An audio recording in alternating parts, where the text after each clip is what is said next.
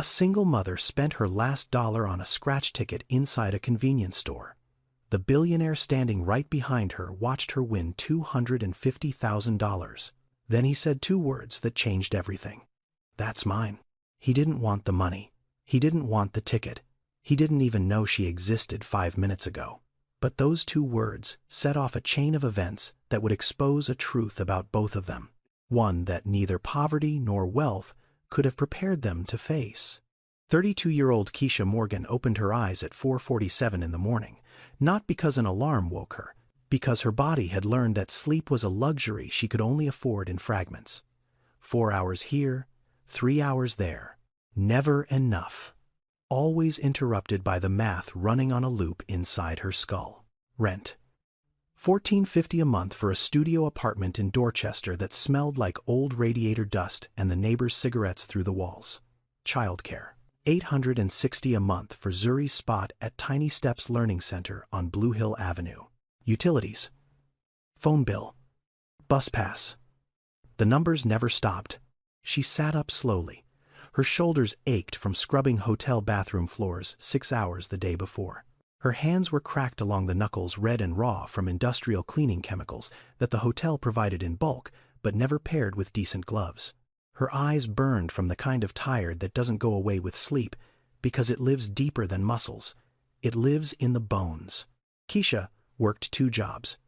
Mornings at the Courtyard Marriott in Back Bay, cleaning rooms from 6 to noon. Evenings at the Walgreens on Columbia Road, running the register from 5 to close. Combined income after taxes, roughly $2,100 a month. After rent, childcare, electricity, phone, and the bus pass that got her between both jobs, she had almost nothing left. Most months, exactly nothing. She stood and moved quietly across the dim studio. 1 room. A kitchenette along the wall. A bathroom barely wide enough to turn around in. And in the corner, on a mattress pushed against the floor because the bed frame broke 3 months ago and she couldn't afford to replace it, Zuri slept. 5 years old, curled on her side. Arms wrapped tight around a stuffed bear named Honey whose fur had gone flat from years of love. Zuri's braids were still neat from Sunday. Her small chest rose and fell in that perfect rhythm only children have. The rhythm of someone who trusts the world completely because their mother has made sure they never had reason not to. Keisha knelt beside her, pressed her lips to Zuri's forehead. Warm skin, soft breath. This was the moment that made everything bearable. Not worth it. That phrase felt too clean for what this was. Just bearable. Just enough to keep going.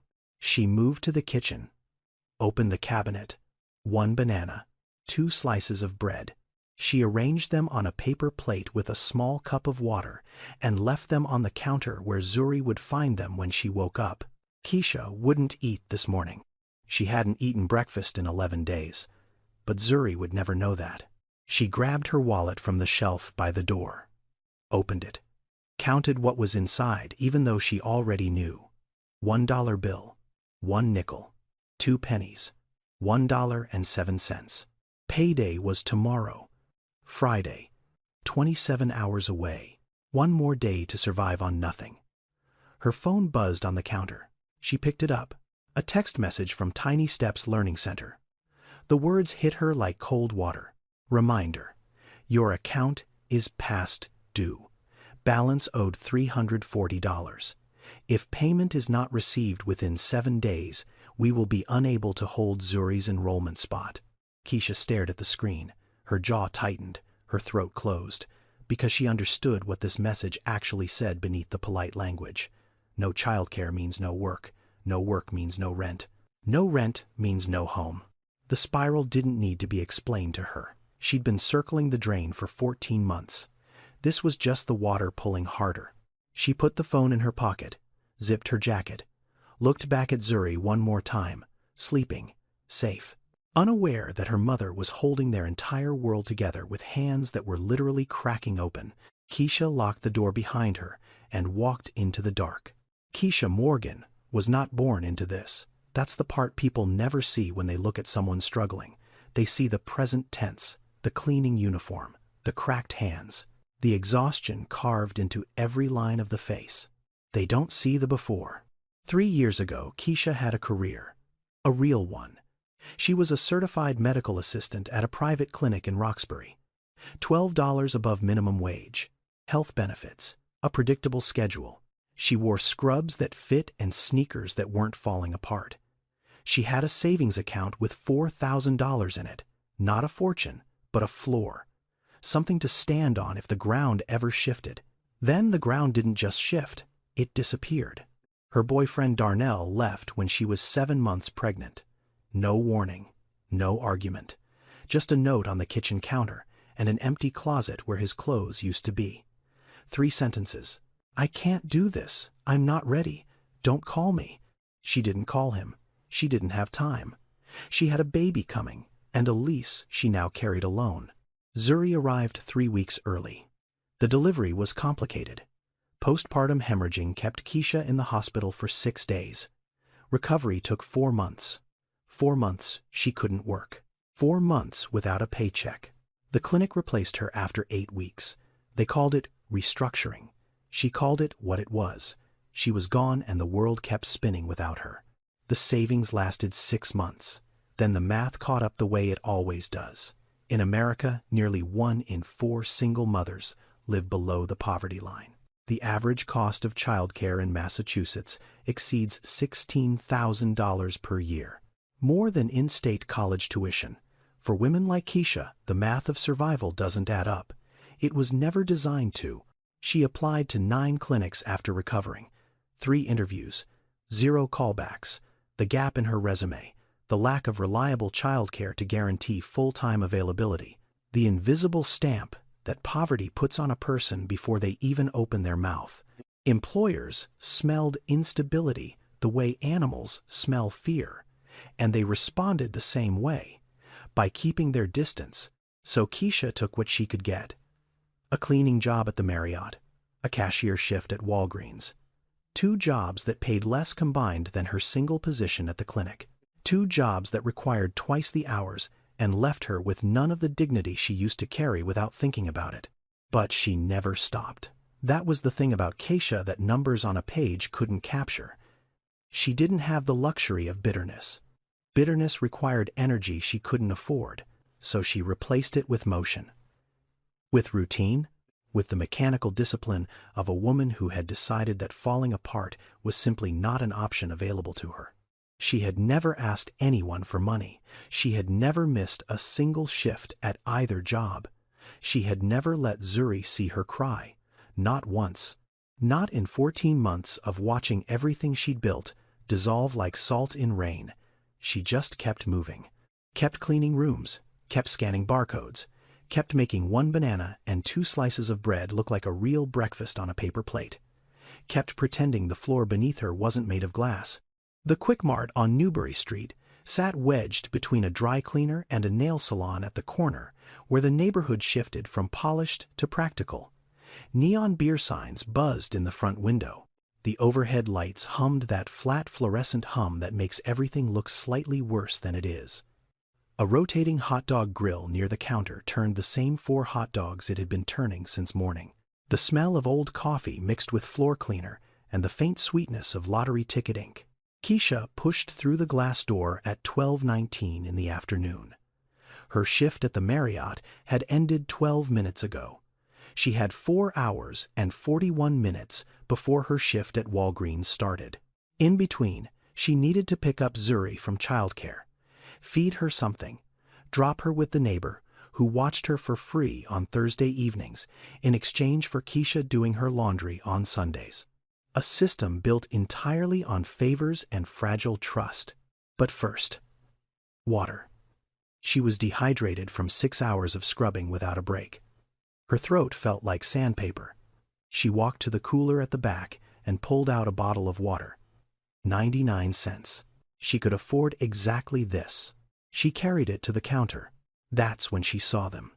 The scratch tickets. Lined up in a neat row behind the register. Bright colors, gold foil, names designed to sound like promises.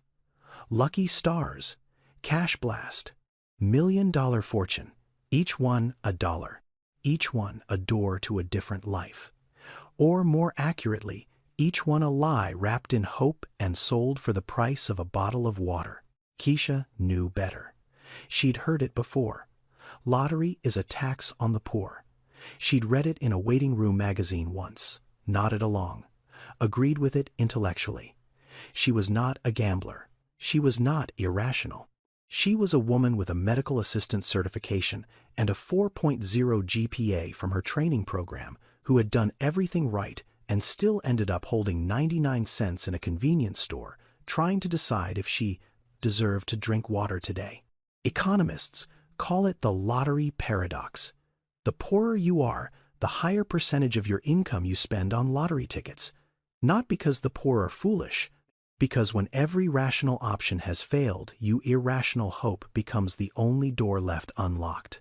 Keisha stood at the counter, the water in one hand, her eyes on the scratch tickets, $1.07 in her wallet. The water was 99 cents plus tax. That left nothing. Or she could put the water back and buy a $1 scratch ticket and have 7 cents left, and still be thirsty. But maybe, just maybe, 14 months. 14 months of doing everything right and watching it not matter. 14 months of choosing the responsible option every single time and ending up in the exact same place. Broke, exhausted, alone, running out of time on a childcare bill she couldn't pay. What if? 2 words, the most dangerous words in the English language when you have nothing left. And the only words that keep people alive when everything else has gone quiet. She put the water back on the shelf. Her hand trembled as she pointed to the row of scratch tickets. 1 lucky stars, please. The kid behind the counter. Maybe 1920. Name tag, said Devon. He looked at her. Not with judgment. Not with pity. Just with the tired recognition of someone who'd watched 100 people make this exact choice. He pulled the ticket from the roll and slid it across the counter. Keisha placed her last dollar bill on the glass. Exact change would have been cleaner, but she needed the 7 cents back.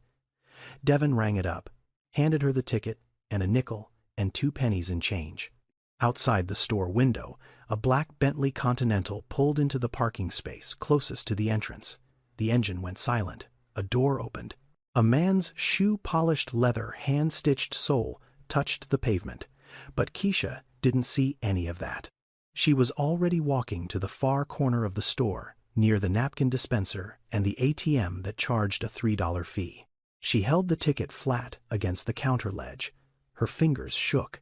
She tried to scratch the silver coating with her thumbnail, but her hands wouldn't cooperate. Too much adrenaline, too much fear, too much riding on a piece of cardboard that cost $1 and probably paid nothing.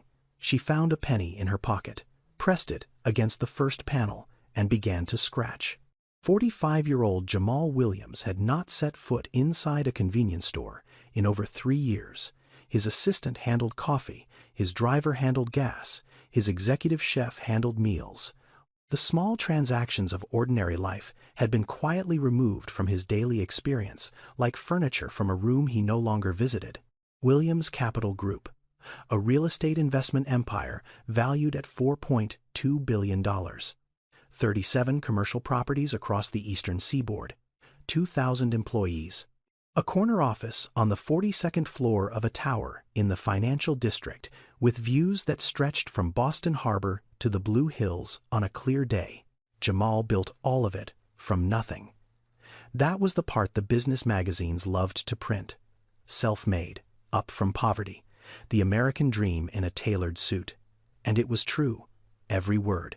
He grew up in Mattapan, 3 rooms, peeling paint, a kitchen window that didn't close all the way so in winter you could see your breath while you ate dinner. His mother, Lorraine Williams, worked 3 jobs.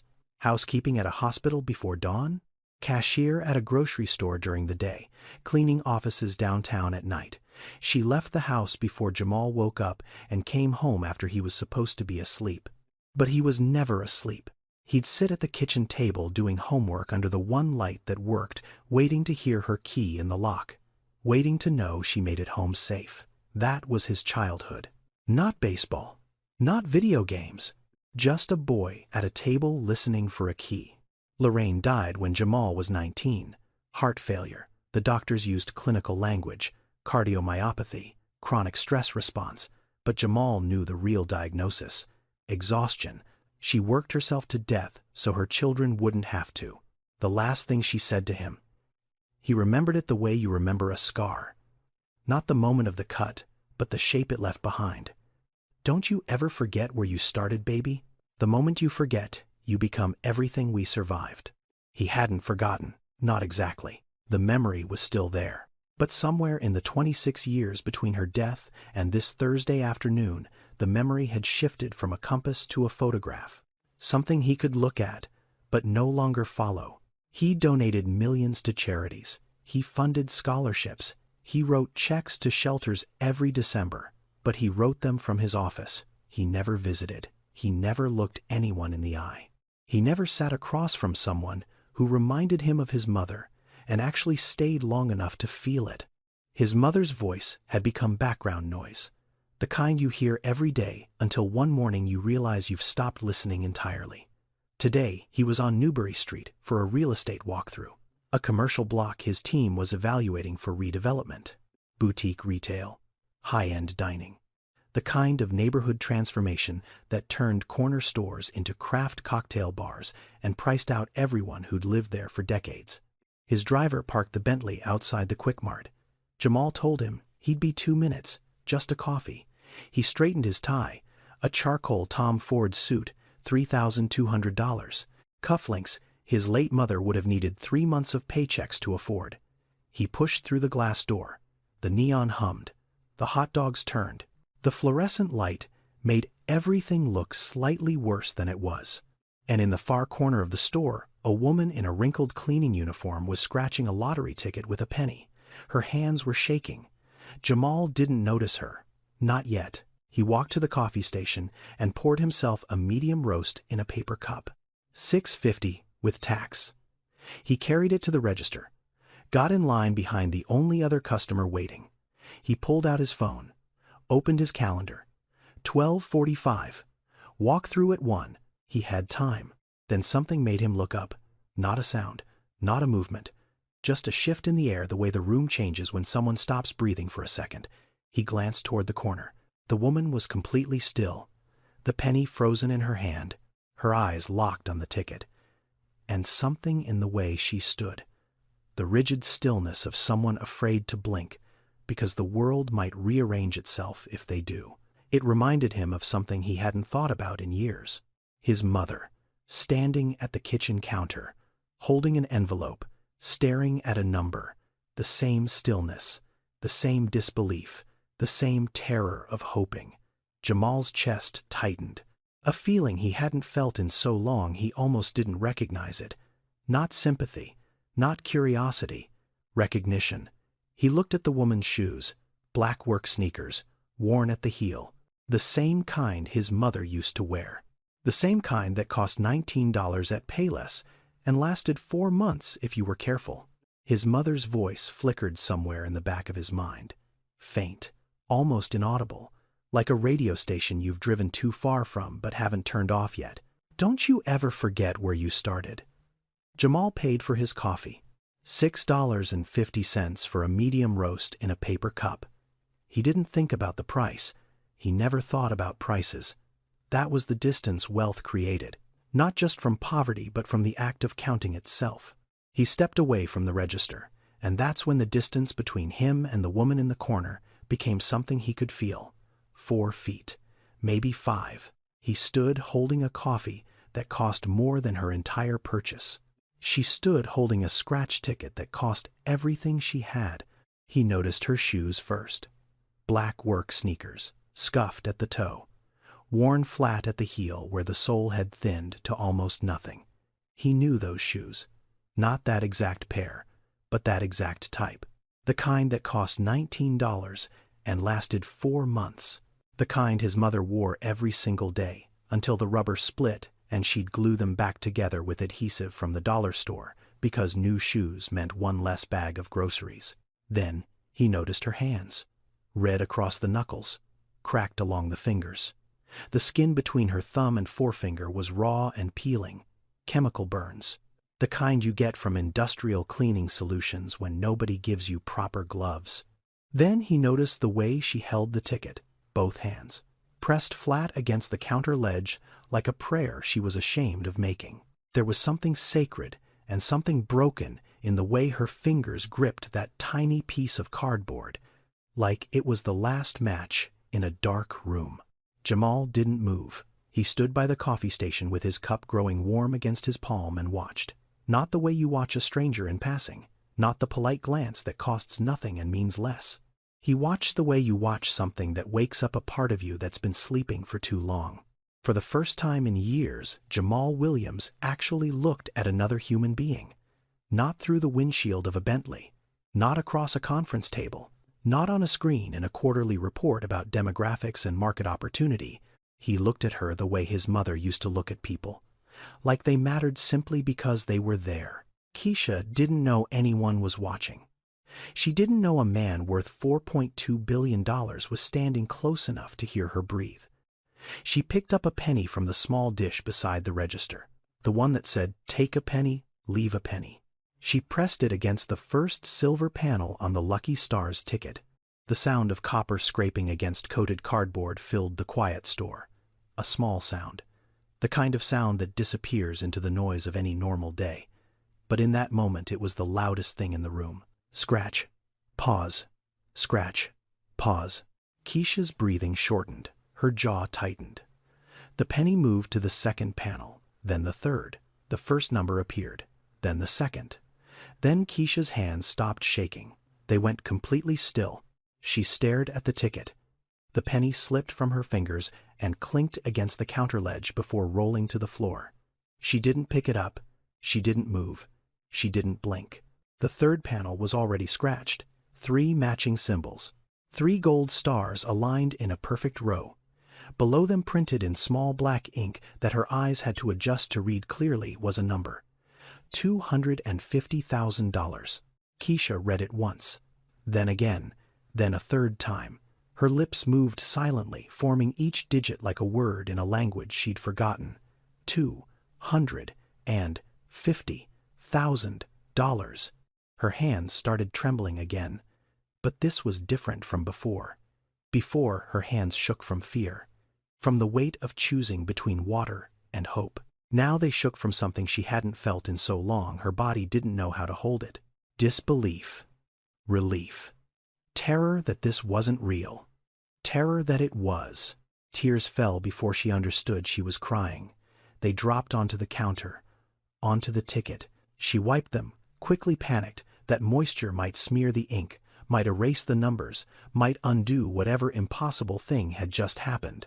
14 months. 14 months of counting every penny, of choosing between medicine and meals, of lying to Zuri that Mama already ate.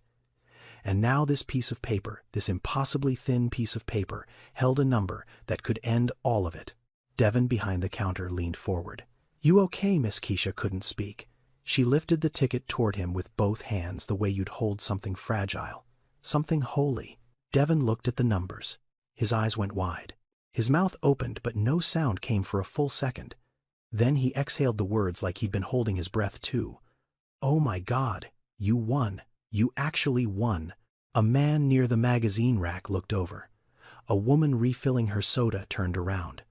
Devin's voice had cracked the silence in the store like a stone through glass. Keisha heard herself speak, not the words she expected, not "I'm rich," not "I can't believe it." The first words that came out of her mouth, the very first sentence she formed in the most important moment of her life, were about her daughter. "I can pay the childcare. I can keep my baby in school." That was it.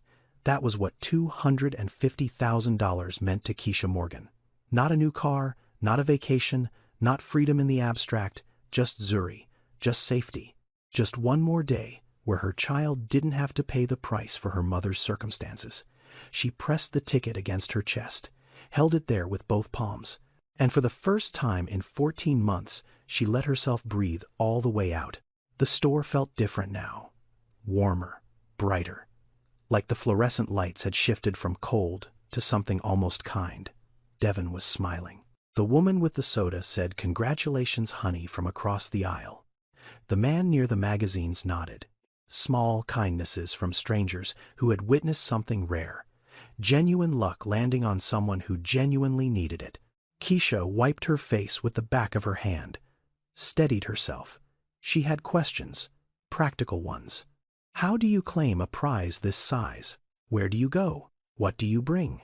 She turned back toward the register ticket still pressed to her body and took 2 steps toward Devon.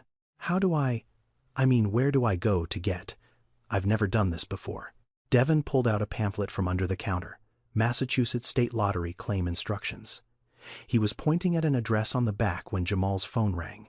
Jamal had been standing near the coffee station the entire time, watching, silent.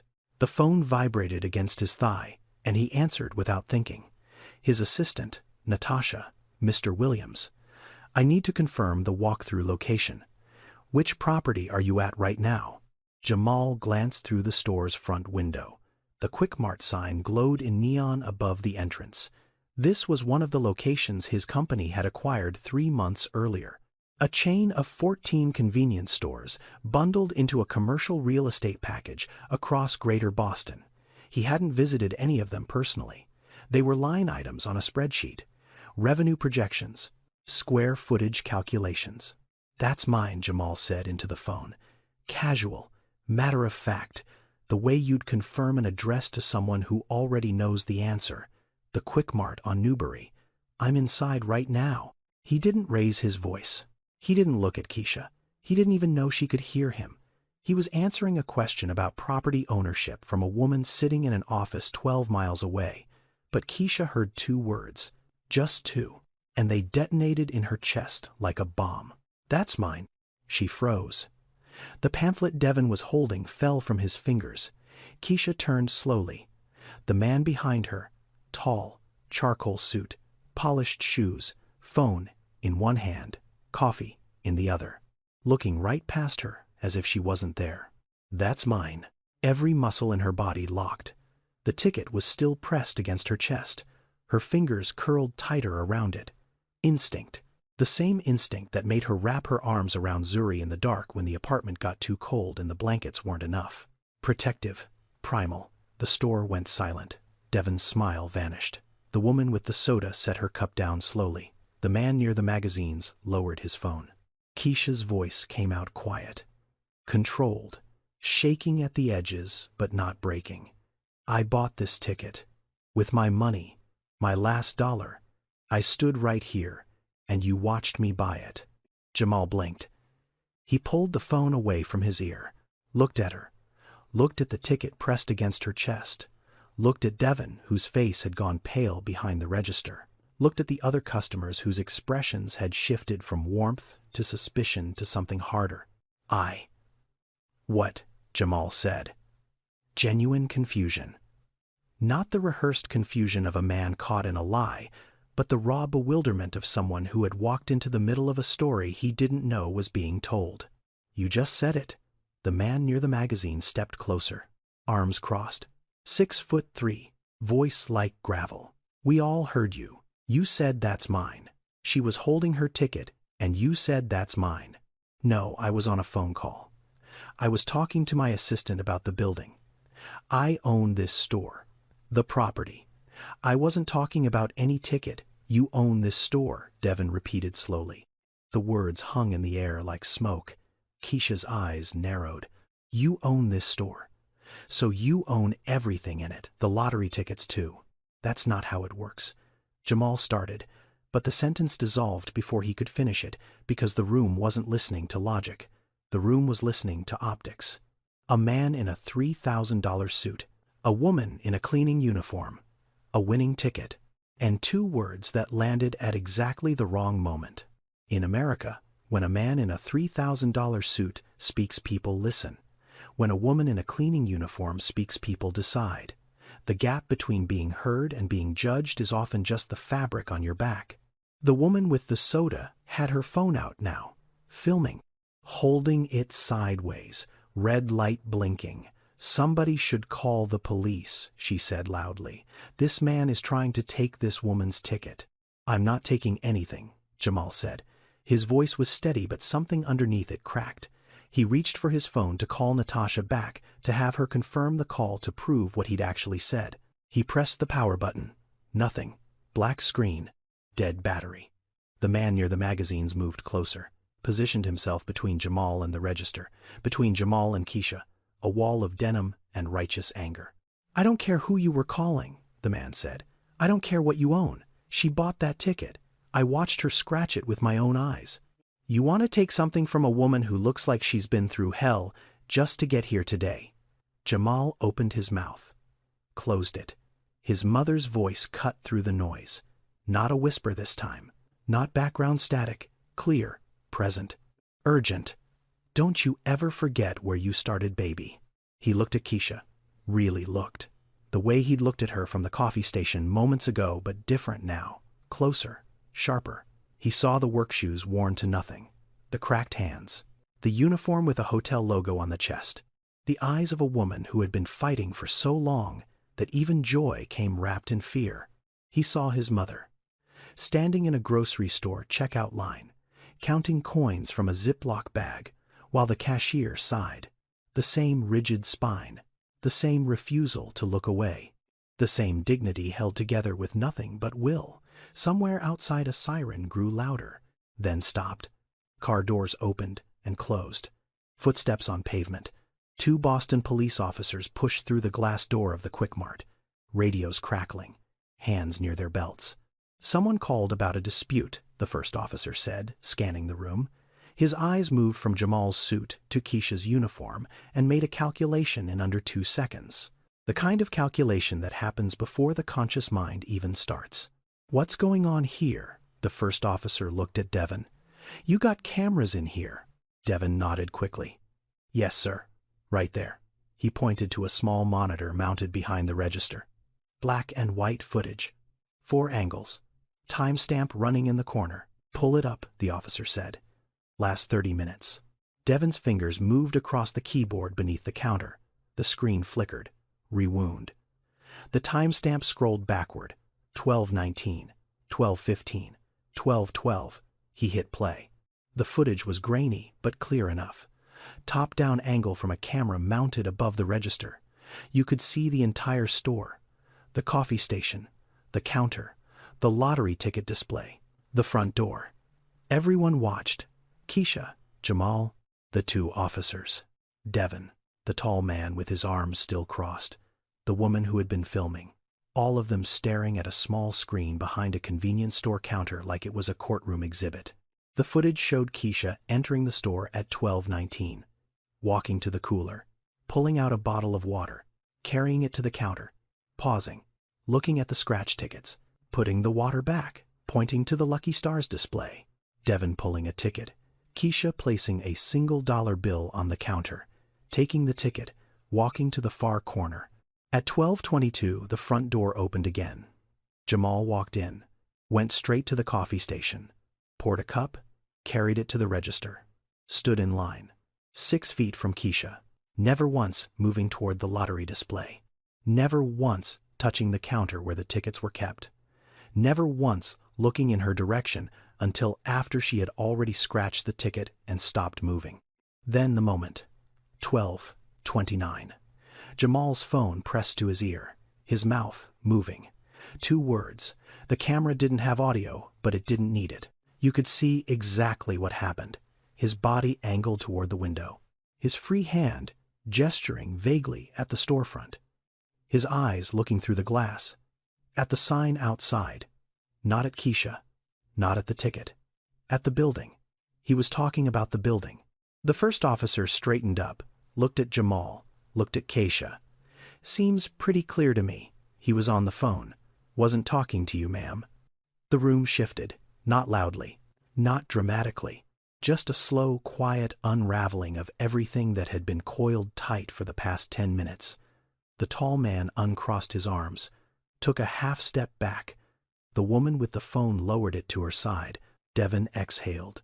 And Keisha stood completely still, the ticket pressed to her chest, her eyes fixed on the screen where the footage was still playing. She watched herself point to the scratch tickets, watched herself place her last dollar on the counter. watched Jamal walk in behind her and never come within arm's reach of anything she touched. The shame hit her like a wave she didn't see coming. Not the ordinary kind.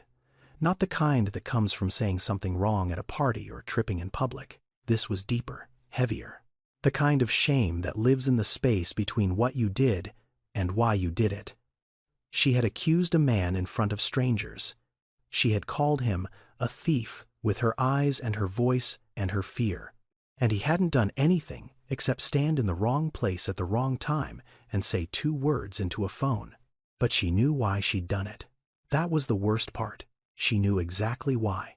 Because 14 months of losing everything had rewired her nervous system to treat every unexpected moment as a threat. Because when you've been knocked down enough times, you start swinging before anyone even raises a fist. Because $250,000 was Zuri's future, and she would have fought a hurricane to protect it. Her chin trembled. Her eyes burned. She opened her mouth to speak, but the words got stuck somewhere between her throat and her pride. Jamal watched her. He didn't move, didn't cross his arms, didn't check his phone. He just stood there. And when Keisha finally looked up at him, expecting anger, expecting cold dismissal, expecting the kind of response a man with $4.2 billion gives to a woman who just publicly humiliated him in a convenience store, she found something she wasn't prepared for. Gentleness. "It's okay," Jamal said. "Quiet, steady, no edge, no performance. You have every right to protect what's yours. I would have done the same thing." 5 words. 5 ordinary, unremarkable words. But to a woman who hadn't heard kindness from a stranger in 14 months, they landed like oxygen after drowning. The officers closed their notepads. "No crime here," the second one said. "Just a misunderstanding. Congratulations on the ticket, ma'am." They walked out. The bell above the door chimed behind them. The tall man mumbled something that might have been an apology and left. The woman with the phone slipped out without a word. Devin busied himself straightening things behind the counter. And then it was just the 2 of them, Keisha and Jamal, standing in a convenience store that suddenly felt very large and very quiet. Keisha spoke first, her voice raw. "I'm sorry. I thought you were trying to take it. I heard you say those words, and I reacted." "You don't owe me an apology," Jamal said. "You owe yourself a little grace. You were protecting your daughter. That's not something to be ashamed of." Keisha blinked. "How did you know I have a daughter?" Jamal paused. For the first time since the whole thing started, something shifted behind his eyes. Something older than this moment. Something that had been sitting in the back room of his memory for 26 years gathering dust. "Because of the way you held that ticket," he said slowly. "Both hands, pressed to your chest. Like it wasn't about the money, like it was about someone else." He swallowed. "My mother used to hold her paycheck the same way. Every Friday, she'd come home from her 3rd job, and she'd stand in the kitchen and hold that envelope against her chest before she even opened it, like it was the only thing standing between her children and the dark." Keisha stared at him. The suit, the cufflinks, the polished shoes, and now these words coming out of his mouth that didn't match any of it. "Your mother worked 3 jobs, she asked quietly. Jamal nodded. "Housekeeping, cashier, office cleaning, Mattapan." "You know the neighborhood," Keisha almost laughed. "I live in Dorchester." "Then you know," Jamal said. And those 2 words carried more understanding than any speech he'd ever given in a boardroom. He looked down at the floor. The linoleum tiles, scuffed from 1,000 shoes. "She died when I was 19. Heart failure. The doctors had a fancy word for it. I had a simpler one. She was tired. She worked herself to death because nobody helped her. Nobody saw her. Not really." He looked back up at Keisha. "The last thing she ever said to me was, 'Don't you ever forget where you started. The moment you forget, you become everything we survived.'" He paused. "I forgot. Not all at once, but slowly. Year by year, deal by deal, I built a company worth $4.2 billion, and somewhere along the way, I stopped seeing people like my mother. I donated money, but I never looked anyone in the eye.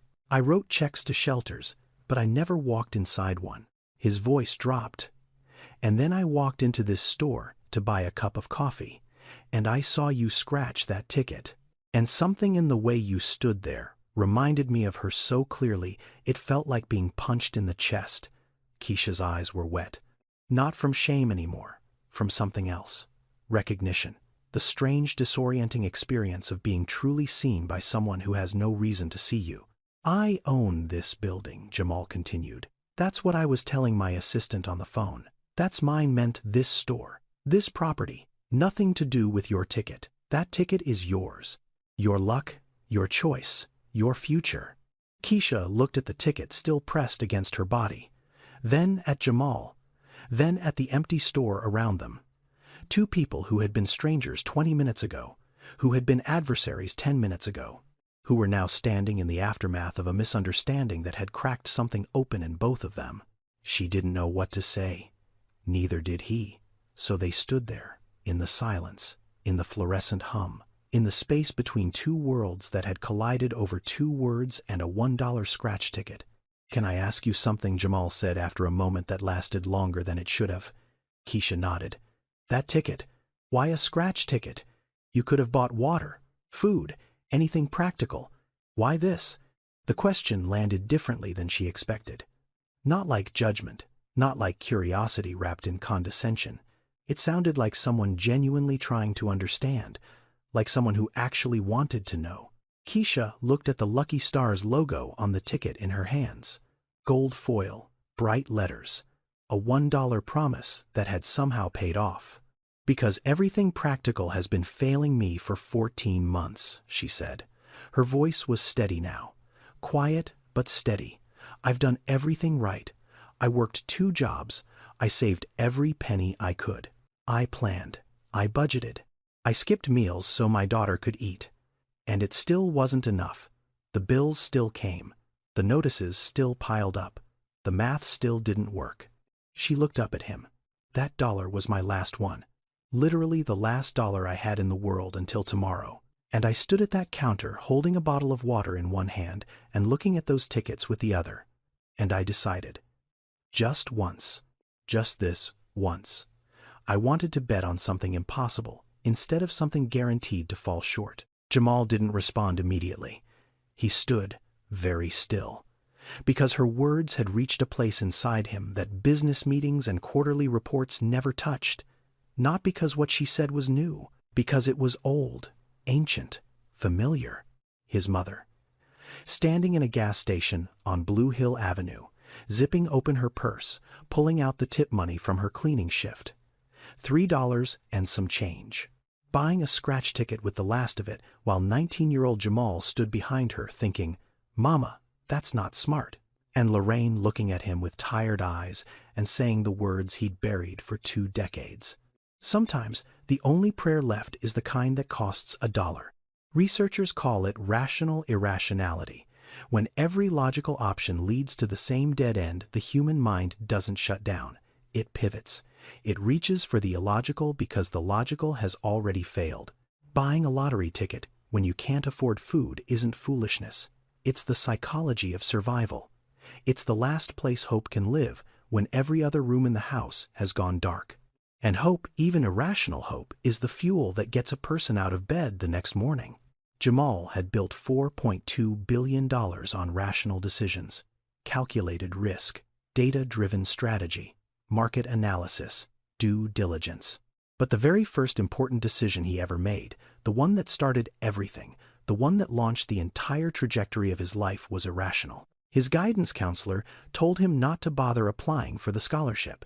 His teachers said the odds were too long. His mother said she couldn't afford the application fee. And Jamal applied anyway, with money he didn't have. On a chance he shouldn't have taken. Because sometimes the only door left is the one nobody believes is real. 2 women, 25 years apart, standing in 2 different stores, holding 2 different tickets, making the same impossible choice, the same desperate bet, the same prayer disguised as a purchase. Keisha and Lorraine had never met. They never would. But they were connected by something deeper than circumstance, by the kind of resilience that doesn't make headlines, by the quiet, stubborn, invisible strength of women who carry everything and ask for nothing and still somehow find a reason to believe that tomorrow might be different. Jamal felt his throat close. He looked away for a moment, gathered himself, then looked back. My mother said almost the exact same thing once, he said, word for word. They moved outside without either of them suggesting it. It just happened. The store felt too small for what was passing between them, too bright. Two watched even though no one was left inside except Devon pretending to organize the cigarette display. Two plastic chairs sat outside the Quick Mart entrance, the kind gas stations and corner stores put out for employees on break. White, faded. One had a crack running down the backrest. Jamal sat in that one without thinking about it. Keisha took the other. The afternoon sun had shifted. Warmer now. The kind of late spring light that makes even Newberry Street look softer than it is. Traffic moved in both directions. A bus exhaled at the stop across the street. Somewhere, a dog barked. Keisha spoke first, not because she had something planned to say, because for the first time in over a year someone was sitting next to her who wasn't asking her to explain herself. Not a caseworker, not a landlord, not a childcare administrator with a past due balance on a screen, just a person sitting. Her name is Zuri, Keisha said. She's 5. She thinks butterflies can hear you if you whisper to them. She sings to her stuffed bear every night before bed. His name is Honey. She named him when she was 3 because he's the color of honey, and because that's what I call her. Jamal listened, not the way executives listen, not with half attention and the other half calculating the next move. He listened the way you listen to music you haven't heard since childhood, with your whole body. She starts first grade in the fall, Keisha continued. She doesn't know about the bills. She doesn't know about the eviction notices. She doesn't know I skip dinner so she can have seconds. She just knows Mama goes to work early and comes home late, and there's always breakfast on the counter. I need her to keep believing that. I need her to be a child for as long as I can give her that. Jamal nodded slowly. My mother tried to do the same thing for me. She almost pulled it off. I didn't know we were poor until I was 8 years old, and a kid at school told me my shoes had holes in them. Went home that night and found my mother sitting on the kitchen floor crying into a dish towel. Only time I ever saw her cry. She looked up at me and said, "Baby, I'm sorry. I'm trying. I'm trying so hard." Keisha's breath caught. She pressed her lips together, tight. Every Thursday night was bean soup, Jamal said, because a bag of dried beans cost 89 cents and fed us for 2 days.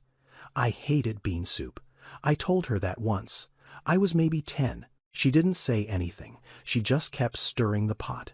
Years later, I realized Thursday was the night before payday. Bean soup wasn't a choice.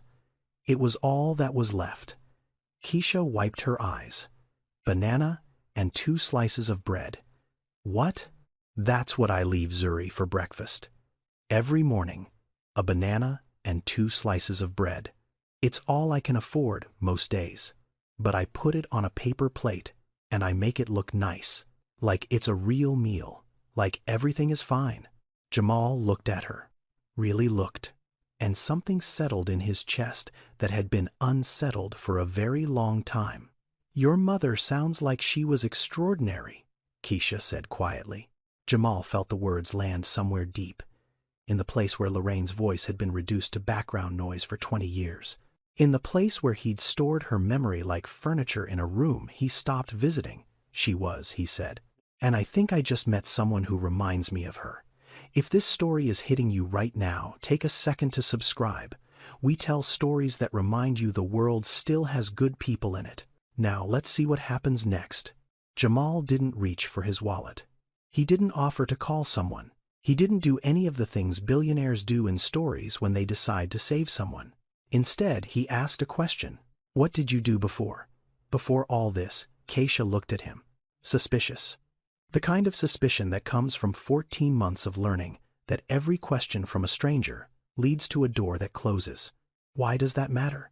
Because it does, Jamal said simply. Humor me. Keisha hesitated. Then she answered. Not because she trusted him. Because she was tired of hiding from who she used to be. I was a medical assistant. certified. Worked at a private clinic in Roxbury for 2 years. Phlebotomy vitals, patient intake, EHR documentation. I was good at it. I was really good at it. What happened? Life happened. I had my daughter. There were complications. I needed 4 months off. The clinic didn't offer paid leave. They replaced me after 8 weeks.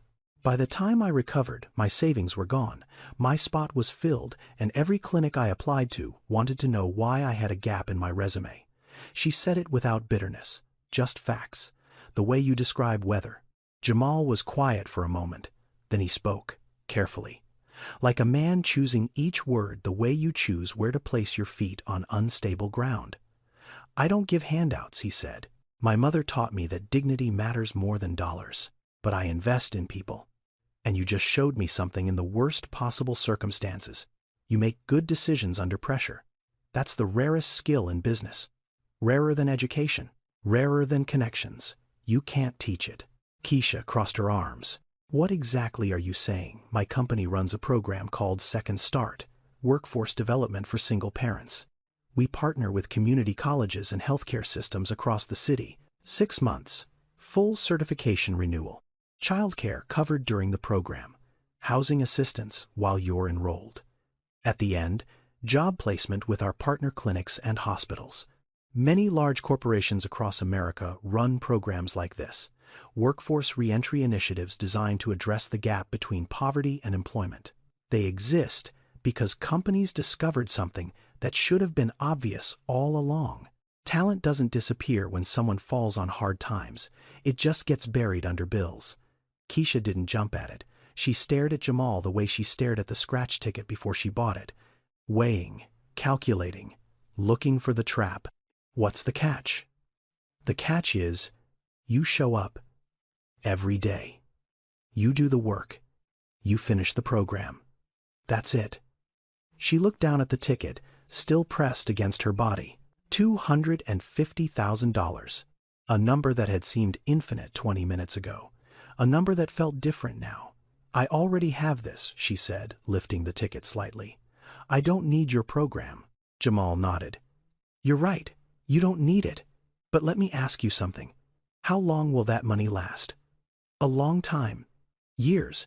Let's do the math, Jamal said. Not condescending, just direct. $250,000. Massachusetts, state tax and federal tax on lottery winnings takes about 25%. That leaves you around $187. You owe $340 on childcare. You've probably got back rent, medical debt, utilities. Let's call it $12,000 in existing debt. That puts you at roughly $140. Divide that by 3 years. That's about $47,000 a year. Average cost of living in Boston is $58,000. You'll be underwater again in 36 months. Keisha's jaw tightened. She hated that the math made sense. She hated that she'd already done a version of it in her head and arrived at the same answer. That money is a bridge, Jamal said, not a destination. It buys you time, but time without a plan is just a longer fall. My program gives you the plan. A career, benefits, paid leave. The kind of stability that doesn't run out. You can have both, he continued, the money and the program, but only one of them will still be there when the other runs out. Keisha stared at him. 30 seconds, maybe longer. The silence between them, filled with the sound of traffic and the distant hum of the store's refrigeration unit. If I say yes, she said slowly, I'm doing it my way. I show up on my terms. I'm not a charity case. I'm not a story for your company newsletter. I'm a mother who needs a job that pays enough to raise her daughter without counting pennies at 4 in the morning. Jamal extended his hand. That's exactly what I'm offering. Keisha looked at his hand. Clean, manicured. A watch on his wrist that probably cost more than her annual rent. And she shook it. Firm. No hesitation. The handshake of a woman who had just made a decision. Not because someone saved her, because she chose. The first week almost broke her. Keisha sat in a classroom at Roxbury Community College, surrounded by students 10 years younger, fingers flying across laptops while she struggled to remember medical terminology she hadn't used in nearly 2 years. The instructor moved fast. The material assumed a baseline Keisha had lost somewhere between her 3rd night shift and her 101st skipped meal. She came home that Friday and sat on the kitchen floor of the studio apartment she still couldn't afford, and stared at the ceiling and thought about quitting. The word sat in her mouth like a stone. Easy to say, impossible to swallow. She didn't quit. Month 2, Zuri got sick, fever of 103, vomiting through the night. Keisha missed 4 days of class. The program coordinator called on day 3, firm voice, policy is policy. 3 unexcused absences, and you're out. Keisha called Jamal at 11:14 that night. Not for money, not for favors, for time. I need 2 more days, she said. Her voice was raw. Zuri was asleep against her chest, still warm with fever. My daughter is sick. I can't leave her. I'm not asking you to bend the rules. I'm asking you to remember why I'm here. Jamal was quiet for 3 seconds. Then he said, take the week. I'll handle the coordinator. But Keisha, come back. She came back. Monday morning, 8 a.m. Zuri, at tiny steps with a note from the pediatrician. Keisha in the front row with a notebook and a pen, and the rigid determination of a woman who had been given 1 more chance and would not waste it. Month 4, exam day, certified medical assistant examination. Keisha sat at a testing station at Bunker Hill Community College, hands steady for the first time in months. She finished in 47 minutes, passed with the highest score in her cohort. When the results appeared on screen, she didn't cry. She just exhaled, long and slow, like releasing a breath she'd been holding for 2 years. Month 6, a phone call. Jamaica Plain Family Health Center, full-time medical assistant position, $42,000 a year. Health insurance, dental, vision, paid sick leave, paid vacation, 12 days. She almost dropped the phone. Meanwhile, the lottery money moved through her life the way water moves through a filter. Carefully, intentionally, she paid off every debt first. $12,000 gone in 1 afternoon. The childcare balance, the back rent, the medical bill from Zuri's emergency room visit 8 months ago, gone. All of it.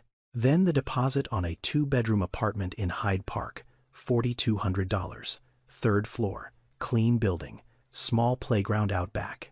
A room for Zuri with a window that faced east so the morning light came in soft and gold. $20,000 went into a 529 college savings account in Zuri's name. The rest became an emergency fund, untouched, sitting in a savings account like a promise she made to herself. She treated that money the way her mother taught her to treat everything, with respect, with intention, with the future in mind. Zuri started 1st grade at the Grew Elementary School in Hyde Park that September. Made 2 friends the first week. Brought home a drawing on Friday afternoon. Crayon on white paper. 3 figures. The tallest one had braids and a big smile. That was Mama. The smallest one had a purple dress and was holding something brown and round. That was Zuri holding Honey. And next to them, a little further away, taller, drawn in darker crayon, was a 3rd figure. Standing close, but not too close. Like someone who was there but didn't want to crowd. Keisha looked at it. Who's that baby? That's Mr. Jamal, Zuri said casually, like it was obvious. Like of course he was in the picture. He's part of us now. Keisha pinned the drawing to the refrigerator with a magnet and stood in the kitchen of her new apartment. Quiet. The floor was still bare. No rug yet, no curtains on the living room window. But the heat worked. The door locked from the inside. And for the first time in 14 months, Keisha Morgan cried. Not from fear, not from exhaustion, not from the weight of holding everything together alone. She cried because the weight had finally mercifully lifted, even just a little, even just enough to breathe. 18 months after a scratch ticket and a misunderstanding in a convenience store on Newbury Street, Keisha Morgan walked through the doors of Jamaica Plain Family Health Center, wearing clean scrubs and new work shoes. Not expensive shoes, not flashy, just sturdy, black, laced tight, the kind that last. She'd been promoted to lead medical assistant after 10 months. Annual salary, $52,000. She managed a team of 4. She trained new hires. She was the first person patients saw when they walked in, and the last voice they heard when they called with questions after hours. The clinic director told her once that she had a way of making people feel seen, like they weren't just a chart number, like they mattered. Keisha didn't tell him she knew what it felt like to be invisible. She didn't need to. Zuri was 6 now, reading chapter books before bed, obsessed with butterflies and the solar system. Still sleeping with Honey, though she'd never admit that to her new friends. She had a routine: school aftercare, homework, dinner with Mama, reading, bed. Predictable, safe. The kind of boring that Keisha would have given anything for 18 months ago. Jamal stayed in their lives. Not as a savior, not as a love interest, as something harder to name and rarer to find. A friend who showed up. He came to Zuri's school career fair, dressed in a suit that cost more than the PTA's annual budget, and spent 45 minutes explaining to a room full of first graders what an investor does. Zuri introduced him to her teacher as my mom's friend who owns buildings. He sent Zuri a book every month. Not toys, books. Picture books at first, then early chapter books, each one with a handwritten note on the inside cover. Keep reading, keep asking questions. The world needs people who think. J.W. One evening in November, 18 months to the week since that Thursday afternoon at the Quick Mart, Keisha and Jamal sat in her living room. Zuri was asleep in her room. The apartment had furniture now. A couch from a second-hand store that Keisha had reupholstered herself. Curtains. A small bookshelf already overflowing with Jamal's monthly deliveries. Honey sat on Zuri's pillow, one ear bent from years of love. Keisha reached into the drawer of the side table and pulled something out. A piece of paper. Faded. Creased. The gold foil had dulled. The scratch marks were still visible. 3 matching stars. The number printed beneath them, barely legible now. The lottery ticket. She held it out to Jamal. I want you to have this. Jamal looked at it. You claimed the prize months ago. This is just paper now. Exactly, Keisha said. It's just paper. But it's the paper that started everything. You once said, that's mine about your store. But this, I want this to be yours. Because without that misunderstanding, none of this would have happened. This ticket isn't just mine. It's ours. Jamal took it. Slowly. Held it the way she'd held it that first day. Both hands, careful. Like it weighed more than paper should. He looked at the faded numbers, the scratch marks, the ghost of gold foil, and he thought about a woman in a gas station 26 years ago, buying a ticket with tip money, saying a prayer that cost $1. Keisha wore new shoes now. Still work shoes, still practical, still the kind that lasted. She hadn't changed who she was. She'd just changed where she stood. Jamal slipped the ticket into the inside pocket of his jacket, close to his chest. And in the quiet of that apartment, with a child sleeping in the next room, and the radiator humming its steady warmth, his mother's voice came one last time, not as background noise, not as a distant echo. Clear, present, proud. Don't you ever forget where you started. And for the first time in 26 years, Jamal answered her. Not out loud, just inside. In the place where her voice had always lived. I didn't forget, Mama. Someone reminded me. 6 months later, Jamal stood at a podium inside the grand ballroom of the Boston Park Plaza Hotel.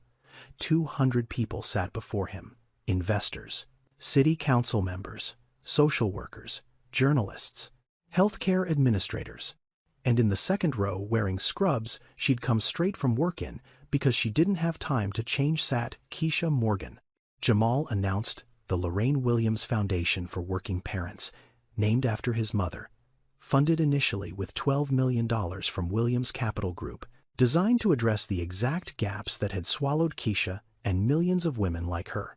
Subsidized childcare during job training, certification renewal assistance for parents with resume gaps, housing stability support during the transition back to employment, emergency funds for the moments when a child gets sick and a mother has to choose between her job and her kid. Not charity. Infrastructure. The kind of foundation that doesn't just hand someone a fish or teach them to fish. It builds the dock. It clears the water. It makes sure there's a place to stand while you cast the line. Jamal spoke for 11 minutes. Then, he introduced the newest member of the advisory board. Not a policy expert, not a professor, not a corporate consultant. A woman who knew exactly where the system failed because she had fallen through every crack it had. Keisha walked to the podium. Her hands trembled, the same hands that had shaken while scratching a $1 lottery ticket in a convenience store 18 months ago. The same hands that had clutched that ticket to her chest when she thought someone was trying to take it. The same hands that were now gripping the edges of a podium in front of 200 people. She didn't read from notes. She didn't need to. 18 months ago, I stood in a convenience store with $1 and no hope. Today I stand here with a career, a home, and a daughter who thinks butterflies can talk. A ripple of laughter moved through the room. Warm. Human. The difference wasn't luck. It wasn't even that scratch ticket. The difference was one person who saw me, not as a charity case, not as a story, not as a statistic, but as someone worth investing in. She paused. There are women sitting in waiting rooms right now, filling out forms that ask them to prove they deserve help.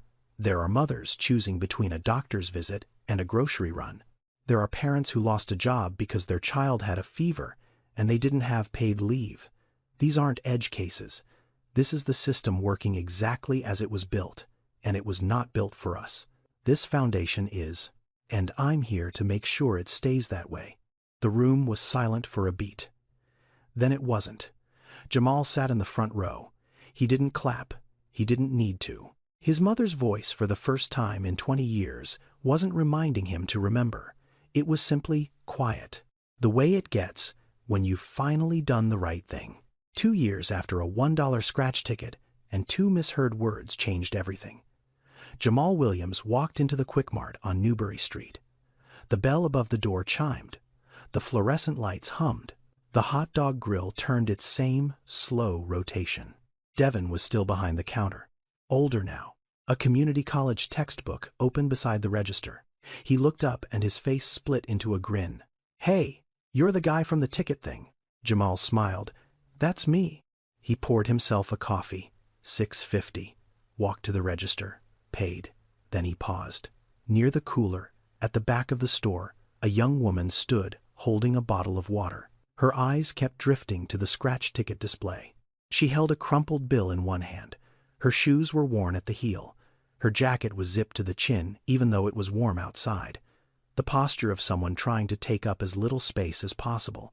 Jamal watched her for 3 seconds. He didn't approach. He didn't introduce himself. He didn't offer advice or pull out a business card. He turned to Devin and said quietly, "Whatever she needs. Water, snacks, whatever. I've got it. Don't make a thing of it." Devin nodded. Jamal picked up his coffee and walked out. The bell chimed behind him. The woman never knew his name. 2 years ago, Jamal Williams walked into this store, and 3 words changed everything. "That's mine." He was talking about a building, but the universe heard something different. It heard a man claim responsibility. For a stranger. For a moment. For a life he didn't know he was about to change. Sometimes the greatest transformations begin with the smallest misunderstandings. And sometimes "that's mine" doesn't mean you're taking something. It means you're ready to give. Poverty doesn't erase dignity. Wealth doesn't guarantee compassion. And the distance between someone's worst day and their best life is often just one person who chose to see them as human. Not as a problem, not as a project. Just as a person standing in a store holding $1 hoping for something better. Now, before we close, this story is fictional, but the struggles it portrays are real. In the United States, over 10 million single-parent households live below or near the poverty line. The systemic barriers, childcare costs, resume gaps, healthcare access, these are documented facts affecting real families every single day. If this story moved, you consider looking into organizations in your community that support working parents. Your awareness matters more than you think. And on a personal note, I wrote this story because I've seen it. Maybe not exactly like this, but close enough. I've watched someone choose between food and hope. I've watched someone get judged for how they looked instead of who they were. And I've watched what happens when one person, just one, decides to actually see another human being. It costs nothing to see someone. Nothing. But it can change everything. That's why I tell these stories. Not because they're fairy tales. Because somewhere right now there's a Keisha holding her last dollar. And somewhere there's a Jamal who forgot where he came from. Maybe this story reminds both of them. Thank you for watching. If this story stayed with you, subscribe and share it with someone who needs to hear it today. I'll see you in the next one.